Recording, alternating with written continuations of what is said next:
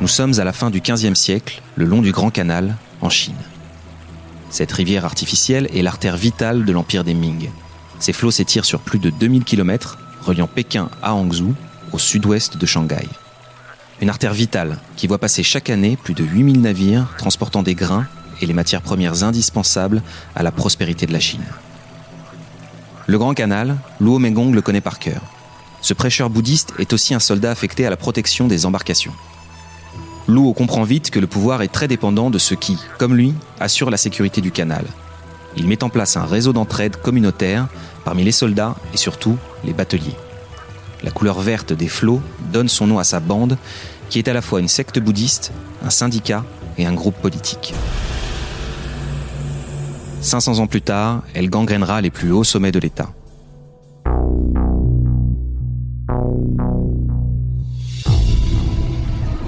Scène de crime, saison 2. Ça m'intéresse histoire retrace l'épopée sanglante des pires sociétés du crime. Des ruelles de Palerme au bas-fond de Shanghai, elles ne reculent devant rien pour imposer leurs lois.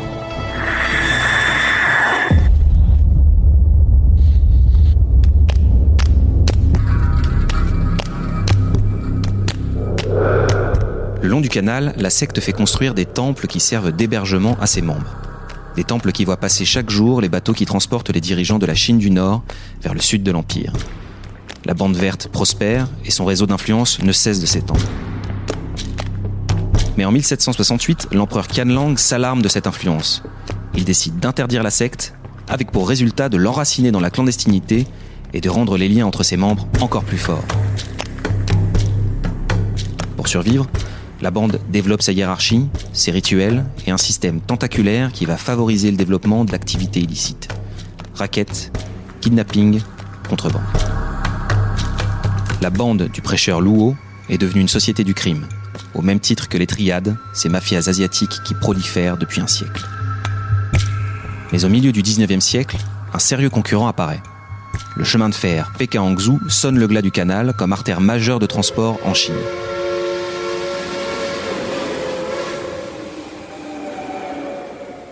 Qu'à cela ne tienne, le gang s'adapte. Il déplace son QG à Shanghai.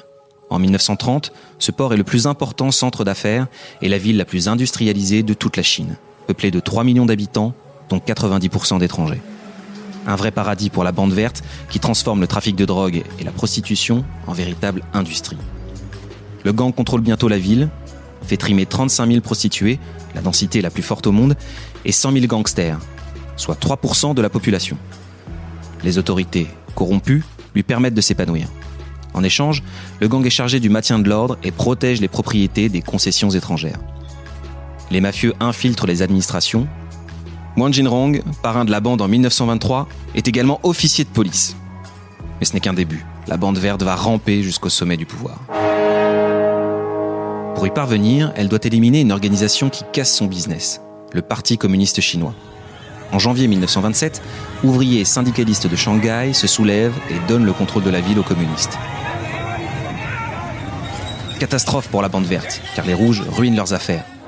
Ils se tournent alors vers un certain Chiang Kai-shek.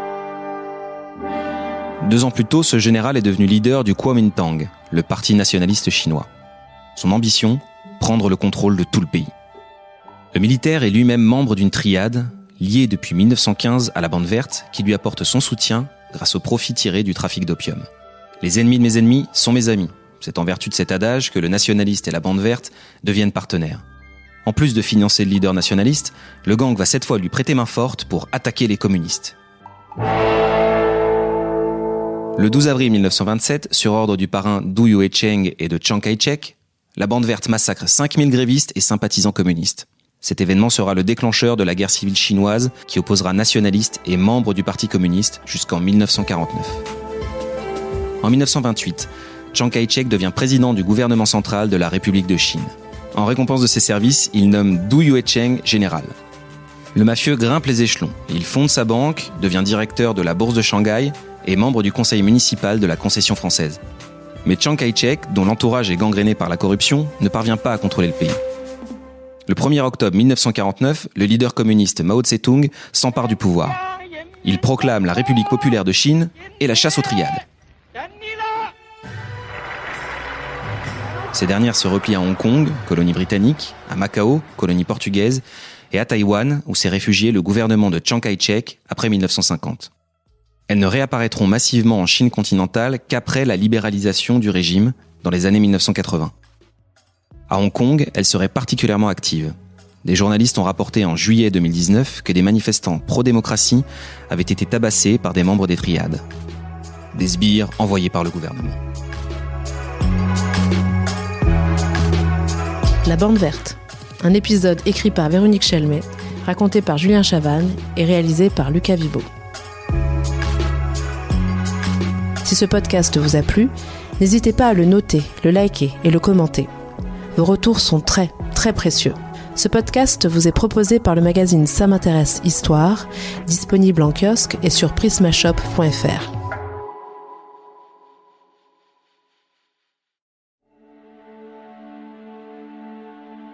Lancez-vous dans une traque haletante et impitoyable à travers les Balkans avec La Vierge jurée, le nouveau thriller de Jean-Christophe Beaucou. Skander est une vierge jurée, une femme albanaise qui a choisi de devenir un homme et de prendre les armes.